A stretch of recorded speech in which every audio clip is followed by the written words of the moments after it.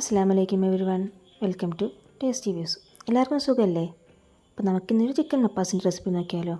ഒരുപാട് നീട്ടുന്നില്ല, നമുക്ക് നേരെ റെസിപ്പിയിലോട്ട് പോവാം. ആദ്യം തന്നെ ഞാനൊരു പാൻ എടുപ്പത്ത് വെച്ചിട്ടുണ്ട്. എന്നിട്ട് അതിലോട്ട് വെളിച്ചെണ്ണ ഒഴിച്ച് ചൂടായി വന്ന ശേഷം നമുക്ക് അരിഞ്ഞു വെച്ചിരിക്കുന്ന പച്ചമുളക് ചേർത്ത് കൊടുക്കാം. മുളക് പൊടിയൊന്നും ചേർക്കാത്തത് കൊണ്ട് ഞാൻ പച്ചമുളക് കുറച്ച് കൂടുതൽ എടുത്തിട്ടുണ്ട്. ഓരോരുത്തരുടെ എരിവിന് ആവശ്യമുള്ള പച്ചമുളക് നമുക്കിതിലോട്ട് ചേർത്ത് കൊടുക്കാം. പച്ചമുളക് നന്നായി ചൂടായി വരുമ്പോൾ നമുക്കിതിലേക്ക് അരിഞ്ഞു വെച്ചിരിക്കുന്ന ഇഞ്ചിയും വെളുത്തുള്ളിയും ചേർത്ത് കൊടുക്കാം. ഇഞ്ചി വെളുത്തുള്ളി പേസ്റ്റ് ചേർക്കേണ്ടവർക്ക് അതും ചേർക്കാം കേട്ടോ.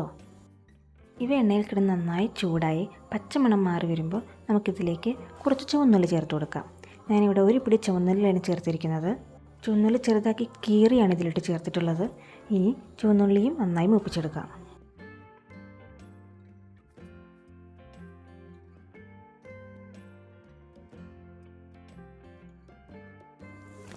ഇനി നമുക്കിതിലേക്ക് അരിഞ്ഞു വെച്ചിരിക്കുന്ന സവാള ചേർക്കാം.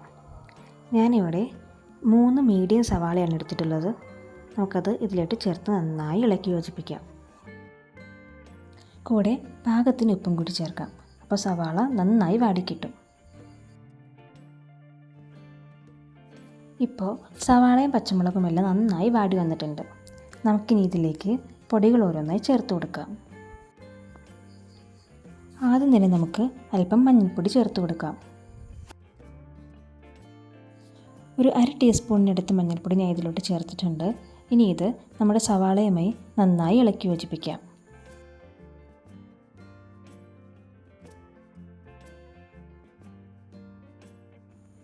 ഇനി നമുക്കിതിലേക്ക് ചേർക്കാനുള്ളത് മല്ലിപ്പൊടിയാണ്. ഞാൻ ഇതിലേക്ക് ഏകദേശം 2 ടേബിൾ സ്പൂൺ വരെ മല്ലിപ്പൊടി ചേർത്തിട്ടുണ്ട്. നമുക്കിനി മല്ലിപ്പൊടിയും നന്നായി ഇതിലോട്ട് ഇളക്കി യോജിപ്പിക്കാം.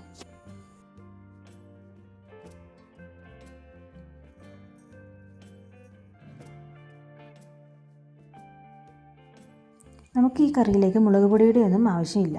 മുളക് പൊടി ചേർക്കാത്തത് കൊണ്ടാണ് ആദ്യം തന്നെ നമ്മൾ പച്ചമുളക് അല്പം കൂടുതലായി ചേർത്തത്. മല്ലിപ്പൊടിയുടെ പച്ചമണം നന്നായി മാറി വന്നിട്ടുണ്ട്. നമുക്കിനി ഇതിലേക്ക് അല്പം ഗരം മസാല ചേർത്ത് കൊടുക്കാം.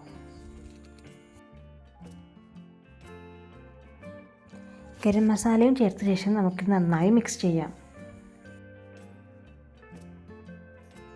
ഇനി നമുക്കിതിലേക്ക് ചേർക്കാനുള്ളത് തക്കാളിയാണ്. ഞാനിവിടെ ഒരു വലിയ തക്കാളിയാണ് എടുത്തിട്ടുള്ളത്.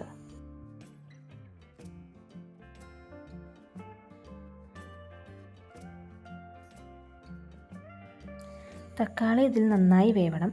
അതുവരെ നമുക്ക് മിക്സ് ചെയ്യാം. തക്കാളിയെല്ലാം നന്നായി ഉടഞ്ഞു വന്നിട്ടുണ്ട്.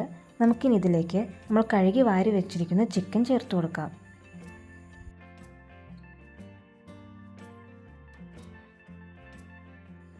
ഞാനിവിടെ ഒരു 3/4 കിലോ ചിക്കനാണ് എടുത്തിട്ടുള്ളത്. നമുക്ക് ചിക്കൻ ചേർത്ത് മസാലയുമായി നന്നായി ഇളക്കി യോജിപ്പിക്കാം.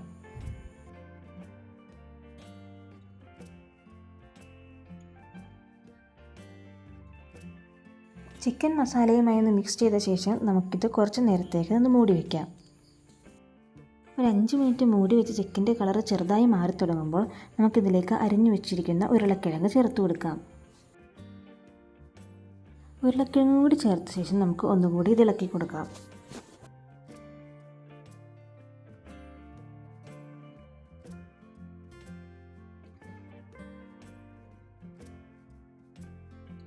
ചിക്കനിൽ നിന്നും ചെറുതായി വെള്ളം ഇറങ്ങി തുടങ്ങിയിട്ടുണ്ട്.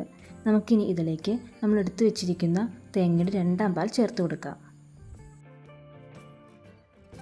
തേങ്ങാപ്പാൽ കൂടി ചേർത്ത ശേഷം ചിക്കനും തേങ്ങാപ്പാലും ഒന്നും കൂടി നന്നായി ഇളക്കി മിക്സ് ചെയ്യുക. ഈ തേങ്ങാപ്പാലിൽ കിടന്ന് വേണം നമ്മുടെ ചിക്കൻ നന്നായി വേവാൻ. ഇവിടെ ഈ കറിക്ക് എല്ലാവർക്കും ചാറ് കൂടുതൽ ഇഷ്ടമുള്ളത് കൊണ്ട് തന്നെ ഞാൻ 2ാം തേങ്ങാപ്പാൽ അല്പം കൂടുതൽ തന്നെ ഒഴിച്ചിട്ടുണ്ട്. നമുക്കിനി ഈ ചിക്കൻ അടച്ചു വെച്ച് നന്നായി വേവിച്ചെടുക്കാം.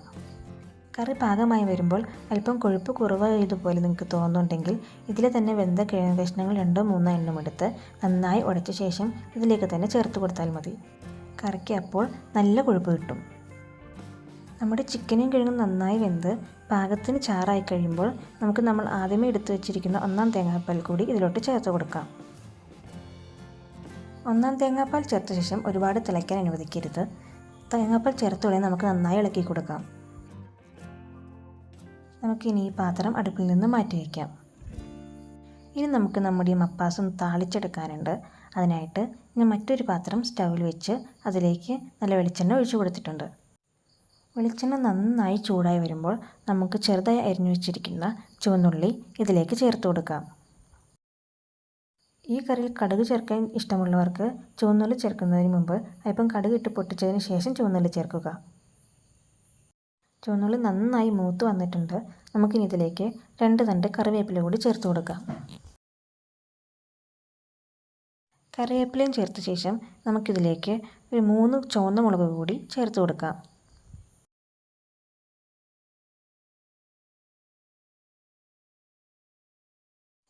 ഇനി നമുക്ക് ഇത് നമ്മുടെ തയ്യാറാക്കി വെച്ചിരിക്കുന്ന കറിയിലേക്ക് ഒഴിച്ചു കൊടുക്കാം. താളിച്ച് ചേർത്ത ശേഷം അല്പം നേരം മൂടി വെച്ച ശേഷം നമുക്കിത് തുറന്ന് ഇളക്കി യോജിപ്പിച്ച് ഉപയോഗിക്കാം. നമ്മുടെ കറി ഇവിടെ റെഡി ആയിട്ടുണ്ട്. അപ്പത്തിനും ഇടിയപ്പത്തിനും പൊറോട്ടയ്ക്കും ഒക്കെ കൂടെ നല്ലൊരു കോമ്പിനേഷനാണ്. ഇതുവരെ ഈ കറി ട്രൈ ചെയ്ത് നോക്കാത്തവരുണ്ടെങ്കിൽ തീർച്ചയായും ഈ റെസിപ്പി ഒന്ന് ട്രൈ ചെയ്ത് നോക്കുക. ഞങ്ങളെ ഫീഡ്ബാക്ക് അറിയിക്കുക.